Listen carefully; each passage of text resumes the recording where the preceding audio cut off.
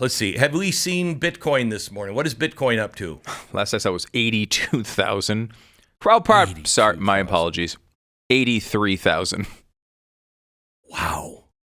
83. I mean, that is amazing. By the way, you could have bought it for about 3,000 or 4,000 during the beginning of COVID.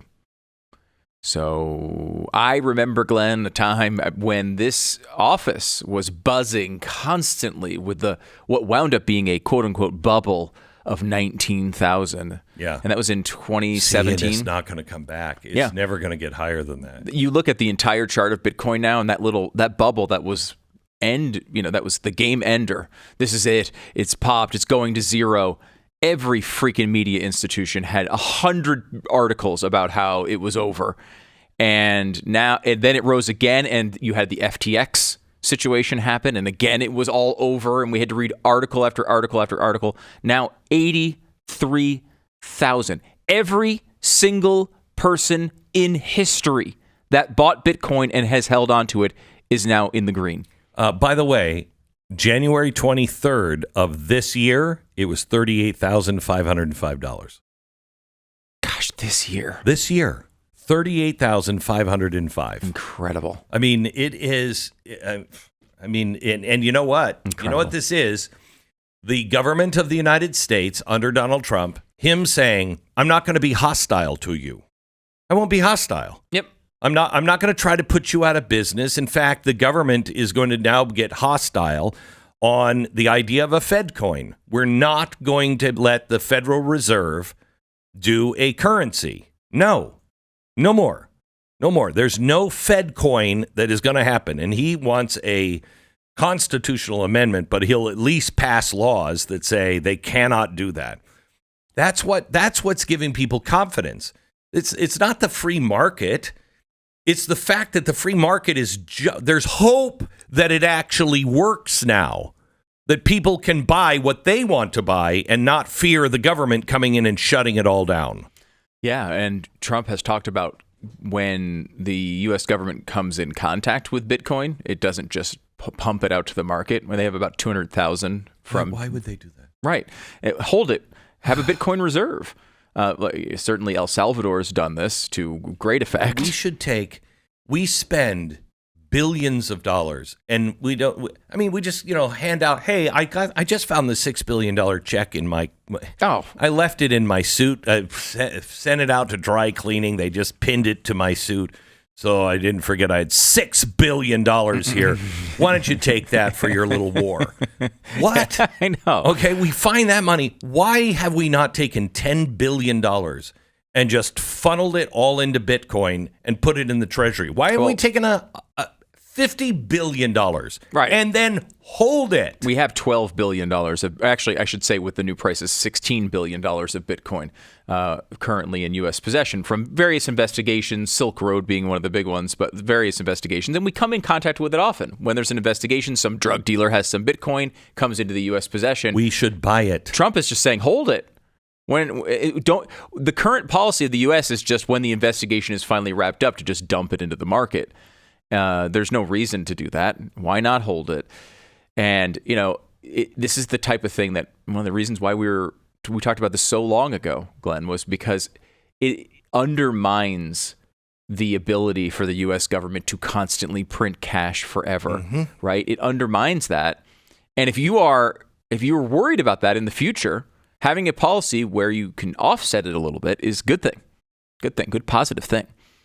You want to keep that out of. You don't want to constantly weaken yourself. This is a way to strengthen your foundations. And of course, so far, people like Elizabeth Warren have been influencing that policy. Now, the Democrats did come around a little bit to this. They really, I don't know if they wanted crypto money.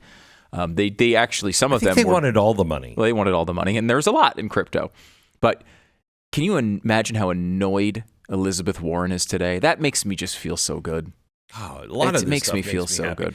You know what also makes me happy is the fact that they spent $1 billion and now they're $20 million in debt.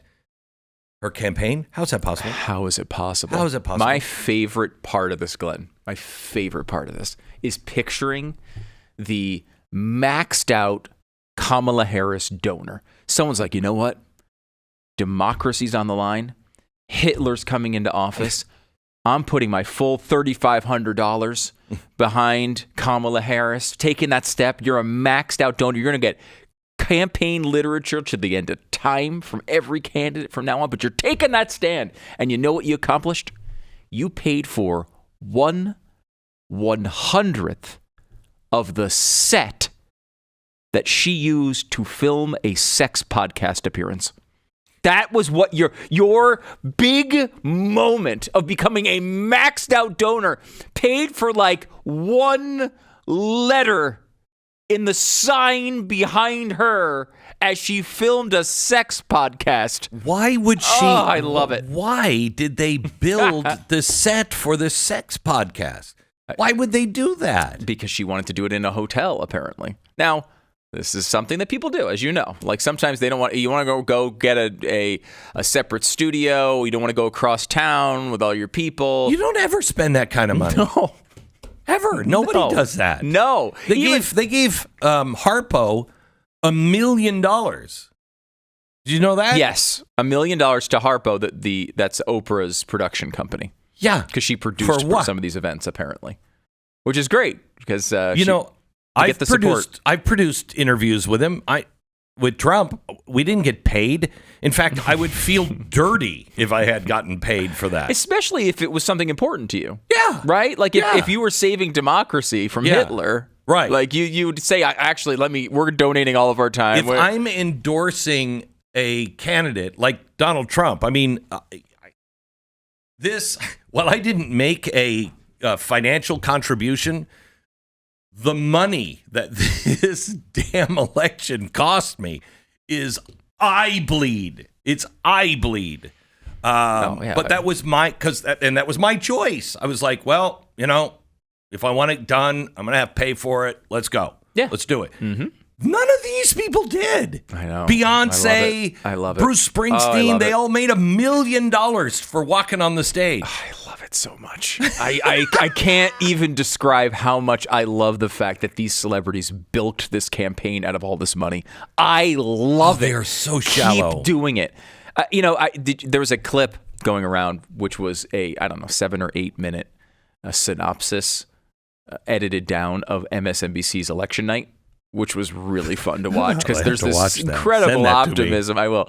Incredible optimism at the beginning. Rachel Maddow. By the way, Rachel Maddow is the anchor of their election coverage, apparently. It's incredible. Like, she is a obvious conspiracy theorist. At the very least, you could say she's a hardcore liberal nut job. Like, that is, and it's not. No, imagine me if I would have anchored the election night for Fox. Right, like they would no, like they put Brett Baer in that role, yes, right? Like so anyway, they're doing this whole thing, and at one point, Joy Reid goes on this rant about how it was a perfect, flawless campaign that she actually ran and she goes, her evidence for this is she has Beyonce, she has Taylor Swift, she has the Swifties and the Beehive.